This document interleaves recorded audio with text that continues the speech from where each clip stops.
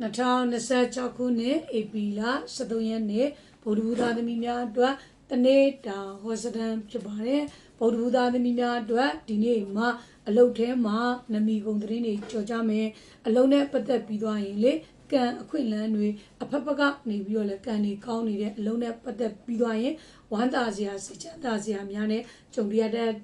စီးပွားရေးကိစ္စလူမှုရေးကိစ္စတွေအဆအဆအရရဒီနေ့မှာအဆင်ပြေအောင်မြင်မဲ့နေ့မျိုးဖြစ်ပါတယ်။ကျမ်းမာရေးအနေနဲ့လည်းတတိထားနော်ကိုယ်လက်ရရတဲ့ဝေဒနာမျိုးတွေခံစားရတဲ့